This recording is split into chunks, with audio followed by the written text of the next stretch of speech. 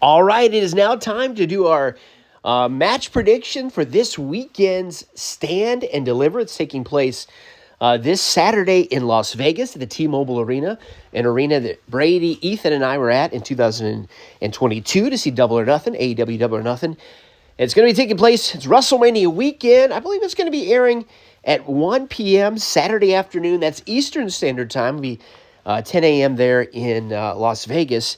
Stand and Deliver. I kind of miss the old days when the NXT events were takeovers, but Stand and Deliver's okay, and it's got a pretty good card as we head into it. There is going to be a pre-show matchup. It's a tag team match. We're not going to make the predictions for that. It's kind of hard. I honestly don't know all of the... there's so many new females in NXT. I don't know all their names and getting them all straight. And because it's a pre-show match, we're not going to make predictions for that. But we will move on to the main card. I'm going to start out with a six-man tag match. The D'Angelo family, Tony D'Angelo and his buddies there, taking on the brand new tag team with a brand new group called Dark State. And as far as making your predictions, it's just going to be Ethan and I making predictions on this. Lincoln and Brady don't really watch NXT, so we're going to be making, just the two of us going to make predictions. And we both kind of have the same winner. We both have Dark State winning. They're a new group. They kind of remind me of the, I can't think of the name. It's the group with T-Bone or whatever their name were, Dijak and all those guys had to wear the mask. I can't think of their name. That tells you how popular they were just a few years ago. They remind me of that group. They're a little better. I'm going to give them some credit. They're all new, younger guys in NXT, but we all got them winning. Ethan and I were just talking the other day. I've got a feeling after Stand and Deliver and after WrestleMania weekend, you always got, the rumors and who's going to move to the main roster. Tony D'Angelo could be a candidate for that. I think he's pretty much done everything he's going to do in NXT. I don't see him winning the world title here. I'm surprised they threw this match kind of together here at the last minute. No real stipulations involved in it, but we both have Dark State winning. And then we move on to the NXT Women's North American Ladder Match. The winner of the match, of course, will be named the brand new Women's North American Champion. And got a big group of people. You got Zarya. You also have Kalani Jordan, Sol Ruka, also Izzy Dame, Lola Vice, and Thea Hale just returning. Of course, she was a part of the horrible Chase U storyline, which I absolutely hated. It's going to be interesting here. Ethan, he didn't really make a prediction on this one. Said he really couldn't decide. Yeah, this, to me, I think is going to be Zarya.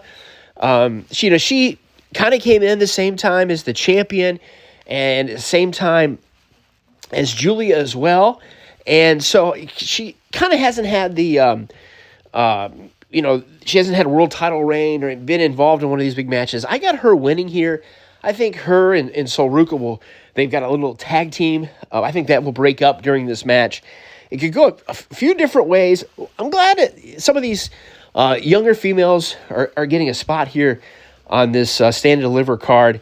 But I got Zarya winning the match. And then we move on to the tag team champions, Faxium. They've been champions about a year, it seems like.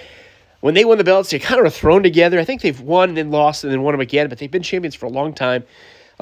Also, rumors they're going to the main roster. When they started, I really wasn't a fan of them. I just, they're just thrown together. I hate when tag teams, two guys are thrown together and become a tag team. But they've been champions for a long time, kind of earned that right to be the champions. And they're going to be taking on Hank and Tank. And, they always talk about how great the NXT women's division is, best in the world. And I'll grant it, it might be. However, their tag team division is the worst probably that it's ever been. You've got all these teams thrown together. And we watched the Gauntlet the other night. And after Hank and Tank started winning a couple, I said, okay, I see what they're going to do here. And they're kind of being this underdog team coming in. I'm not a fan of Hank or Tank. I don't know. I just, it's like a skinnier version of Otis and Tucker, it seems to be. I don't know what they're going to do here. I don't see them winning. I got champs retaining. I don't know how long these guys will be champions. I think Ethan also picked, I can't remember, I think he picked Faxium retaining as well. I wish there was somebody else. Somebody, it's time for them to move on from the titles. But come on, is Hank and Tank really going to win the belts? I don't think they will. And then we're moving on to the women's championship. Stephanie, the champion, taking on Julia. Also, Jordan Grace, who came in from TNA, and also Jada Parker as well. Fatal four-way. It's going to be interesting. I was really surprised that Stephanie won the belt. She was already the North American champion.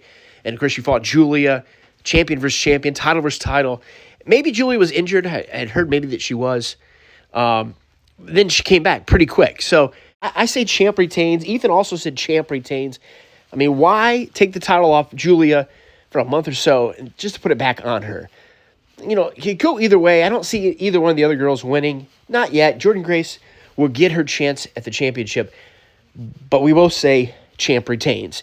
And then moving on to the men's North American match, you got Ricky Saints, which is still hard to say after being a Ricky Starks fan for a while, taking on Ethan Page, somebody else we like.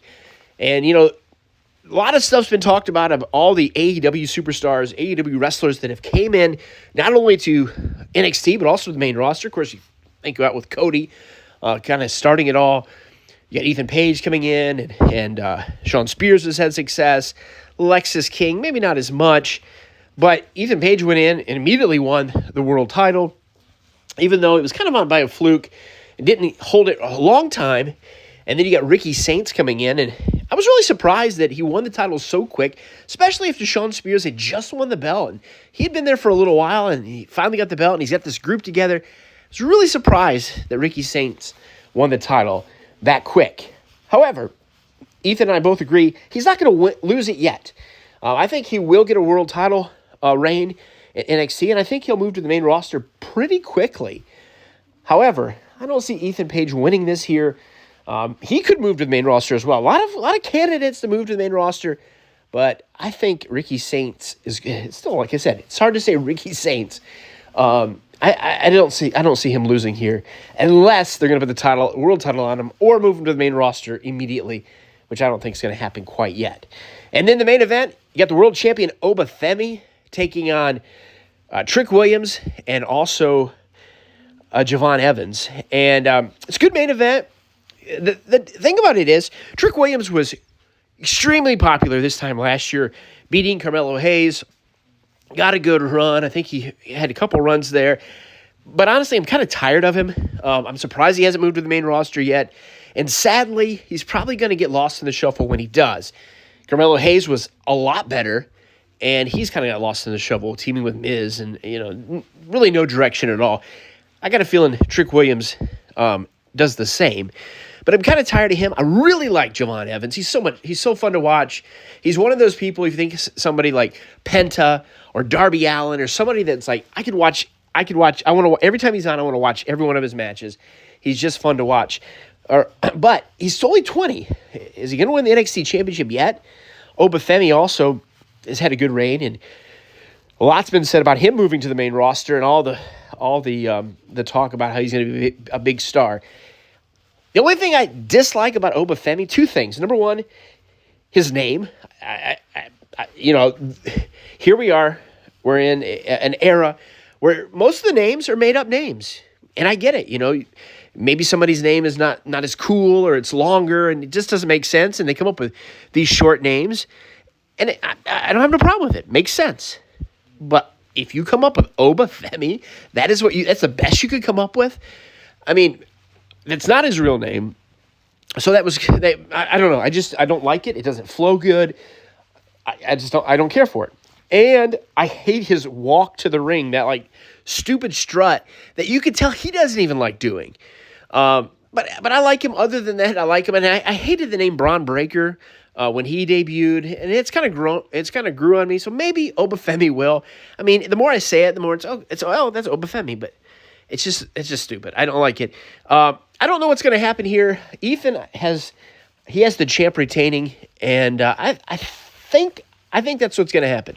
Yeah, so I'm going to go with Oba Femi retaining the championship. Trick Williams, in my opinion, has kind of fizzled out, and I'm just not sure if Javon Evans is quite ready to be the world champion. Now, if he won, I'd be very excited. But I got a feeling, and like Ethan said, Obafemi wins at Stand and Deliver. Enjoy watching the pay-per-view or the PLE this weekend, Saturday, 1 p.m. Eastern Time, live from the T-Mobile Arena in Las Vegas. And, of course, we will be doing some predictions for Night 1 and Night 2 of WrestleMania as well.